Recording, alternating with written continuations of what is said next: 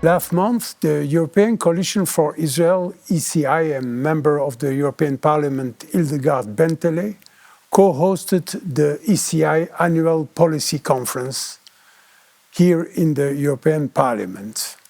The topic of this conference was EU-Israel relations in the new Middle East, and it featured the new ambassador of Israel to the European Union, Avi Nir Feldklein, fellow MEP Rihat Kols from Latvia, and the new head of the division which deals with Israel at the European External Action Service, Vladimir Janasek. In this edition of the European report, we will look back at some of the highlights of the conference, and we will discuss how if it at all, the new dynamics playing in the Middle East affect EU-Israel relations. In this program, I'm pleased to have the two co-hosts of the conference, German MEP Hildegard Bentele, who chairs the European Parliament Delegation for Relations with Israel, and of course, founding director of the European Coalition for Israel, Tomas Sandell. My name is Yossi Lempkowicz from European Jewish Press and Europe-Israel Press Association. This is the European report. MEP Bentele, I will start with you.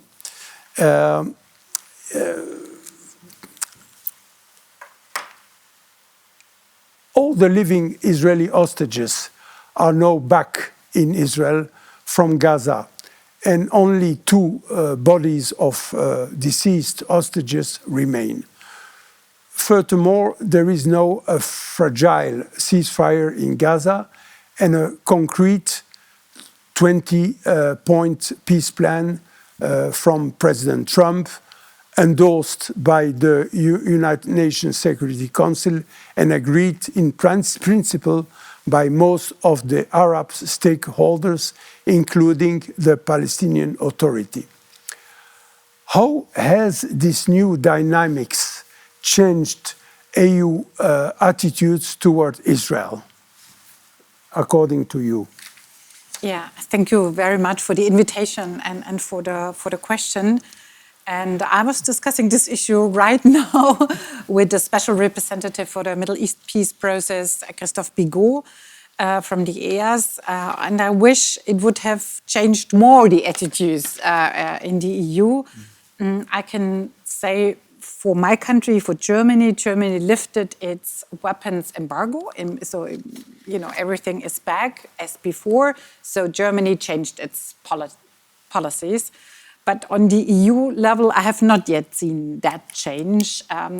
For me, it goes rather unnoticed, this big change, which I perceive as you do it. After the release of the hostages, we now have to move on to build the peace. But what is first, and this is a little bit of sidelined, is the disarmament and dismantling and removal of power of Hamas.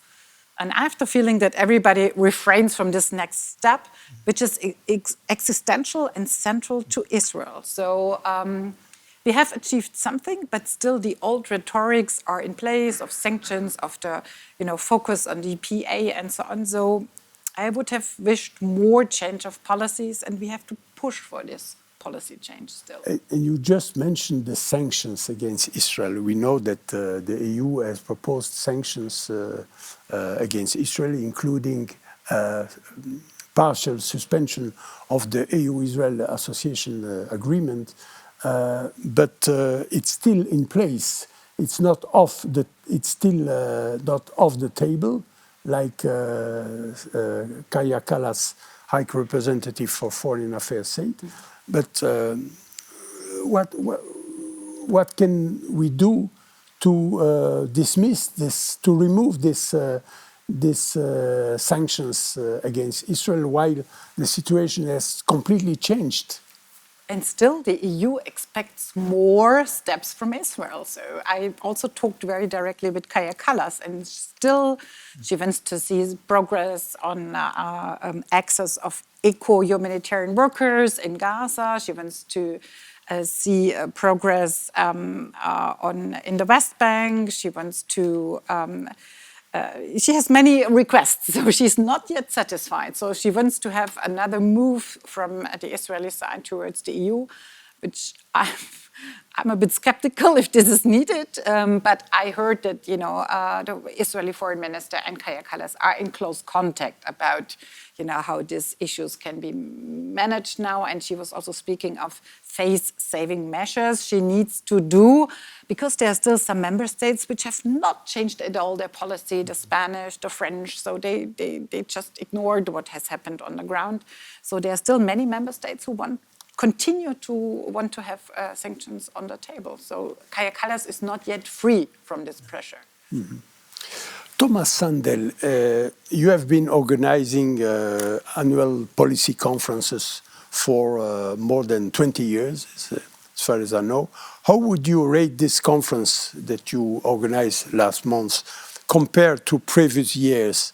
Was there anything new which you had not experienced before, or was it the same message as in previous years from all the speakers? Thank you, Yossi, and thank you, Hildegard Bentele, for kindly co-hosting the conference. We very much appreciate your work here at the European Parliament and your speech at the conference and everything you're bringing to the table here. Coming back to 2004, that is a long time ago, and I think when we organized our first conference, it was something unique in the EU space. I think EU officials at the time had a difficult time understanding that people would come from all walks of life, from different corners of Europe. None of them, or very few, being Jewish, and saying that this is an important question for us. And I recall something that you said, Bentele, at the conference, where you said that protecting Israel is a European value. And I think this was an expression of that European value, that people would come here and say that this is something we want to make sure that Europe is doing right. It's interesting that one of the key questions in 2004 was the same question we discussed now, 21 years later, and that's the reform of the PA. And you may not remember or had any reason to study it at the time, yes. But there was actually an inquiry already at that time. Now we're talking 2004, 2005, about mismanagement of EU funds to the Palestinian Authority. And just to show how divisive the issue was already then, was that they couldn't agree on one inquiry. They needed two inquiries. So there was a center-left inquiry and center-right inquiry. And obviously they reached different conclusions. But in hindsight, we presented a paper where we said that this is unacceptable. We have to reform EU funding to the PA. And from the European Commission at the time, there was no External Action Service. They more or less dismissed it. So what happened next? The elections in Gaza. Hamas comes to power on an anti-corruption agenda, basically saying what we are saying, that the corruption in Gaza at the time is huge and we have to do something about it. And of course, the day after the election results, everyone in Brussels were in complete agreement. There are problems with the PA. We have to do something so we can stop the corruption.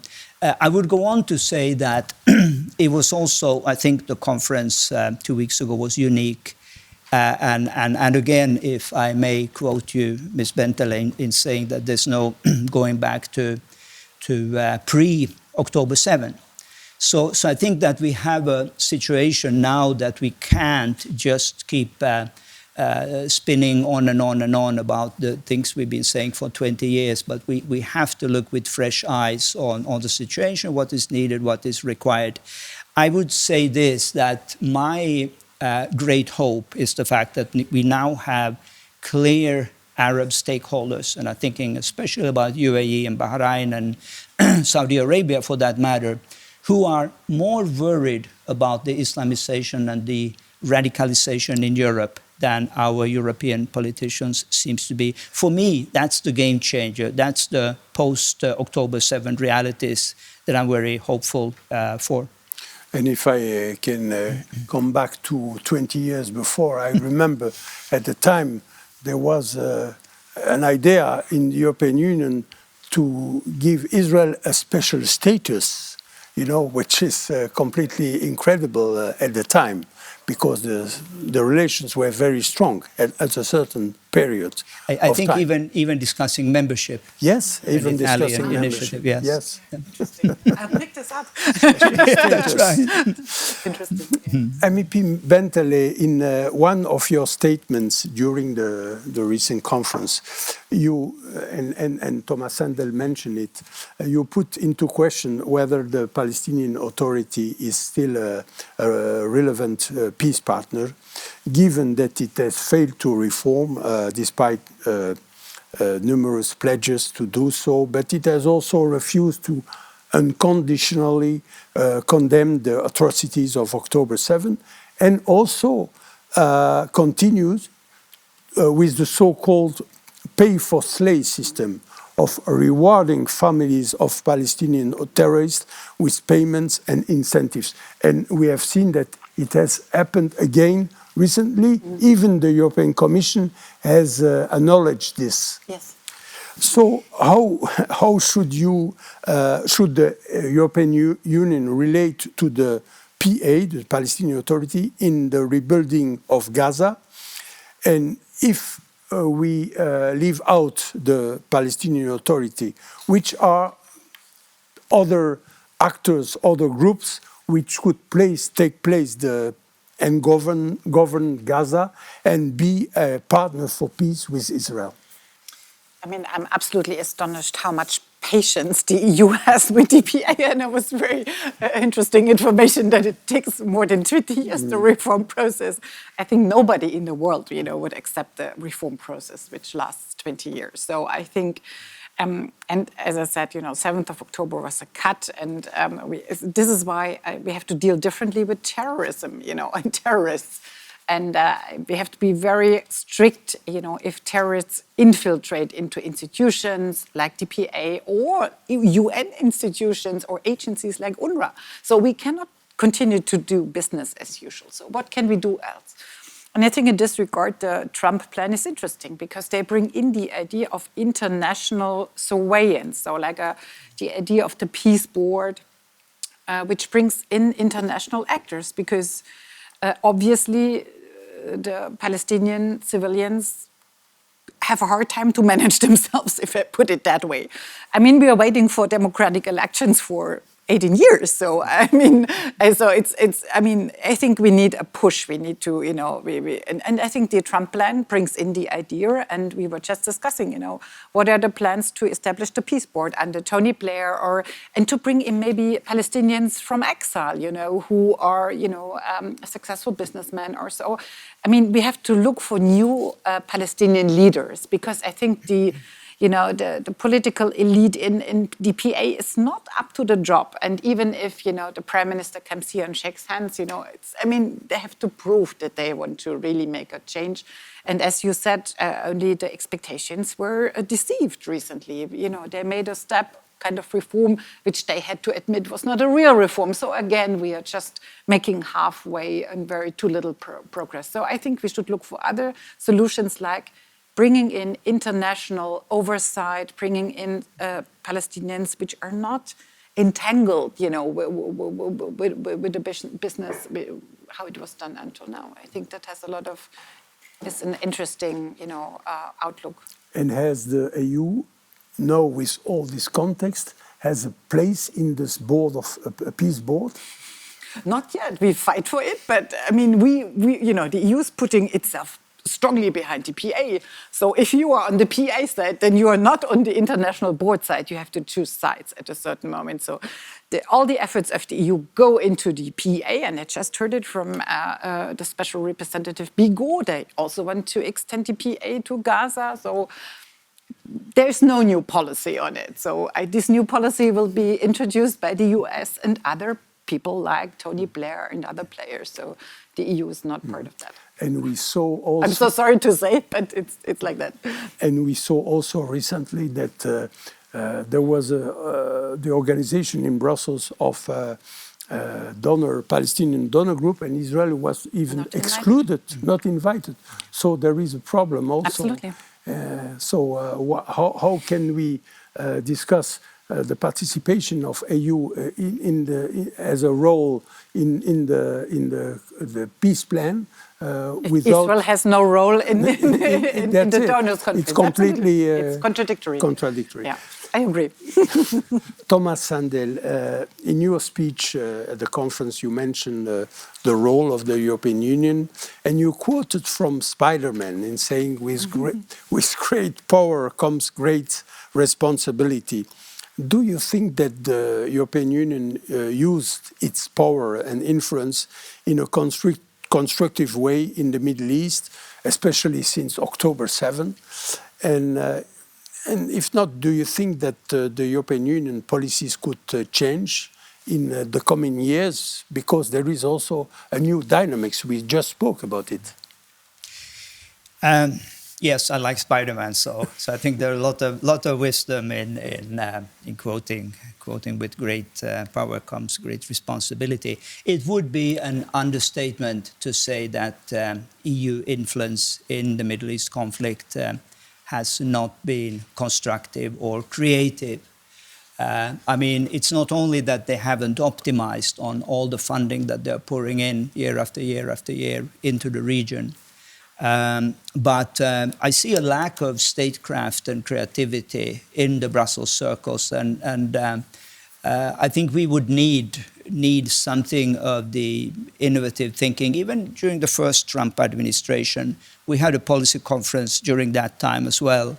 I brought up the Trump peace plan from that time, and he was more or less dismissed because they said, well, we haven't seen anything black or white. So I'm not sure what it would take to shake up the EU bureaucracy, really to come with something concrete and some new, fresh thinking. Of course, we are in a way limited by the big powers. And when we mention the big member states, I'm not thinking of Germany now, but of France and Spain in particular, and then the smaller states like Ireland and Belgium and others who are very, very anti-Israel at their core. So I can't really, always trying to be optimistic, but I can't really see how this would come about in the EU. I have a perspective soon of 25 years, and if we were discussing the same things 20 years ago, I'm sorry to be pessimistic, but I'm always encouraged to hear people like Hildegard Bentele and many others in this parliament. I think the problem is, of course, with the elected officials, which in some way are not their own. I mean, they get their instructions from the member state. We mentioned even the High Representative, who can't think creatively or has the mandate to really push something. So it makes it a very unequal equation. We often speak about people-to-people relations. Mm-hmm. And a recent survey made by an important think tank in Israel showed that more than 60% of the Israelis have a bad image of Israel, mm-hmm. of Europe, I mean, saying that Europe is even an adversary mm-hmm. of Israel. Are you surprised by such an important figure? I'm not surprised. I'm sure you are not surprised. Hildegard Bentele is not surprised. And the ambassador, he mentioned this, of course, in his speech. He said the EU will have to make up their mind. You know, are you friends or are you adversaries? And you know, if you're a friend, and I'm quoting again from from your speech, I think friendships is tested in difficult times. And I think the existential challenges that Israel has been going through now for more than 2 years, if they can't see that EU is a real friend, but we are talking about sanctions instead of solutions and peace deals, you know, then there is a fundamental problem. On a positive note, I would say that you know, in conjunction with the annual conference, we had our ECI Young Leaders Academy with 21 young leaders from 15 different EU member states. This was taken up by the Israeli Evening News on Thursday, and they were so surprised. They said, "Can you believe this? You know, these people are coming here to stand with Israel." So I think Israel needs to get more positive news from Europe, and we should all contribute in a way to show them that there are friends in Europe as well. Especially because Europe needs also Israel, you know. Absolutely. And we see it on a daily basis also. Absolutely. Regarding cybersecurity, anti-terrorism. MEP Bentele, in several panels over the last few months, and also during the conference of European Coalition for Israel, you put into question whether the two-state solution, which is the EU mantra, say, is still a viable opinion and option also. Have you lost faith in the two-state solution? And if so, what are the other solutions and or other options, possible options?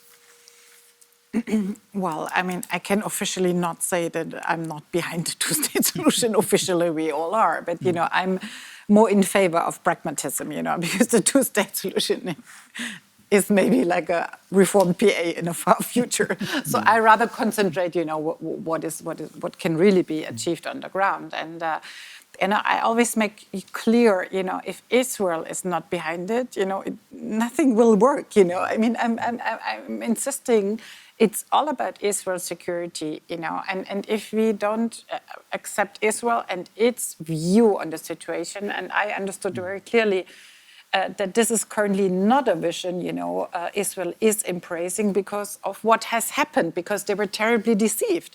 And I heard many times, you know, we withdrew in 2005 from Gaza, so we have given the statehood and the peace a chance, but it was terribly misused. And so I understand, you know, that there's frustration, and I understand that there's a higher need for control, monitoring, you know, what's going on in the direct neighborhood. So and I understand, as long as there is no clear idea that this new Palestinian state would be free of terror, and we are not there yet because Hamas is still in Gaza City.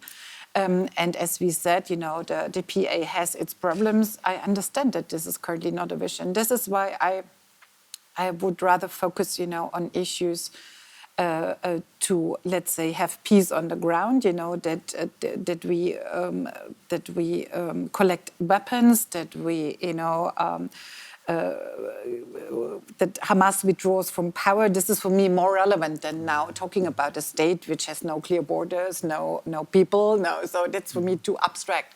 So I would rather, you know, having this peace on the ground, this reconstruction, the disarmament, the decrease of terror and terrorists. Then we can talk about, you know, a state. But currently, I don't see any criteria fulfilled to now opt for this option. And I understand also from the French that it's a purely symbolical, you know, idea, but which rewards Hamas and raises, you know, false expectations. So this is why, for me, it's hardly compatible with the situation on the ground, and this is why I don't want to lose time to discuss it, to be very honest. Yeah. Tomas Sandell, the same question for you regarding the two-state solutions. Are you a supporter of the two-state solution? If not, what are the other options? The same. Yeah. It's interesting. I was just thinking back that I was in the UN General Assembly Hall in November 2012, if I remember correctly, when Palestine was given a non-member state status, which is quite similar to this discussion, because there was a lot of symbolism and there was a lot of jubilations in Palestinian territories at the time that, finally we have a state. But of course, no one hardly remembers that decision. It had absolutely no consequences on the ground. So I agree with Hildegard Bentele that we need to be more pragmatic and practical than just, stick with these slogans and hashtags, two-state solution, free Gaza, free Palestine. I would also, I think it would be important also in this building to reiterate what has happened over the last 100 years. There was a two-state solution clearly already in 1921. When the British mandate was divided into Arab Palestine and a Jewish Palestine. And I think there are many, when I speak with initiated Arab commentators today, they say that a Palestinian state is not really sustainable. So what they are even looking at is that it would be a new federation with Jordan, for example. And it wouldn't be so much giving statehood to a particular people than just making sure that they get certain territories back from Israel. Again, we have to remember the partition plan and how that was rejected by the 78 Palestinians. years ago. Yeah, exactly. Something. And as was mentioned, then the withdrawal from Gaza. So I don't think anyone who believe in empirical facts and look at these things scientifically would say that it's a no-brainer, there should be a no two-state solution. I think two things that I want to mention. One is I much more believe in a pragmatic business model. And I think where EU was so counterproductive was when they started with the labeling directives, preventing Israelis from creating jobs for Palestinians in the disputed territories. We need to be much more pragmatic. I was there just a few weeks ago with the SodaStream factory. There was no factory any longer. It was easy for SodaStream to bring it into Israel proper, but thousands of Palestinians lost their livelihood. And I would ask the question for the EU, is this a policy which is really constructive? It's not. MEP Bentele, I will go back to you and your country, Germany, which remains the largest EU member state. And I would like to know if you are satisfied with the Israeli policies of the new German government led by Friedrich Merz. And do you think that the German policy changed after the Greens lost the portfolio of the foreign affairs? We know that Johannes Wadefull is now from the CDU, is now the foreign minister. What is your view on this? Well, I'm still a member of the German diplomatic service myself, out of service currently or on vacation. And I was following this, of course, closely. I mean, this was big news that after 60 years, the Christian Democrats got back the Ministry of Foreign Affairs. But this tells you something. If a ministry is kind of, under the reign of liberals very long time, social democrats and Greens, you cannot get out of it in the first half year a Christian democratic, foreign policy. So this will take a lot of time. And they just did a big structural reform now in the ministry to focus more on German interests, and also to give more leverage to the, how we call it, Länderreferate, like the country desks. So I hope with this reform, the understanding of Israel is going to be better. But I have still, the people who are there still follow, old political lines. And I can also felt this with when I was visiting the German ambassador to Israel. We discussed about an hour very fiercely because, there's always this, there always is the idea we have to criticize, Israel. Israel is never good enough. You always have to put pressure, criticize, and so on. And I just think I have a hard feeling to do this because, you know, Israel was attacked and is suffering from a huge trauma. So, I mean, imagine if Germany was attacked by its neighboring countries and 1,200 people being killed, 250 being taken as hostages. I mean, I don't understand why we cannot put ourselves into their shoes of Israel. It's a lack of empathy, and at the same, and I felt this really strongly, the influence of pictures, because the Hamas propaganda is rolling globally. So they are flooding with false pictures, with false narratives, the social networks, and even the chancellery is influenced by this. Even, you know, the foreign minister is influenced by this. And this is what the chancellor said. I cannot support anymore, you know, what Israel is doing. There's too many casualties, too many civilians being killed. I cannot support the pictures anymore. This is what he said. So, and I regret very much. And this happened recently again when Johann Wadefull went to Syria and he said, well, it's so destroyed, we cannot send back refugees there. So the, you know, the power of the instantaneous impression and of pictures is tremendous, but I criticize this fundamentally. If you're under constant impression of pictures, you have a wrong assessment, you know, because there are catastrophes, as we know, all over the place. In Sudan, the catastrophe is 10 times bigger than in Gaza, but there are no pictures, there is no propaganda. So I think that's very bad, and we have to be very careful. So I want to, you know, make my assessment after. The Chancellor has visited Israel this week. He'll be on visit this Friday to Israel. And I'm, you know, very curious about, you know, the outcome of the talks. I hope he has a good agenda, you know, like an encouraging agenda, and also to, you know, to make very clear that Germany, like in the past, is on the side of Israel. You know, I mean, we can also afford, with our history and our responsibility, to be very clearly sided with Israel. That was all for this edition of the European Report. Thank you, MEP Hildegard Bentele and Tomas Sandell, for this very interesting discussion on the EU-Israel relations. To our readers, as always, if you like our program, please feel free to share the YouTube link with your colleagues. My name is Yossi Lempkowicz, and this has been the European Report. See you again next month.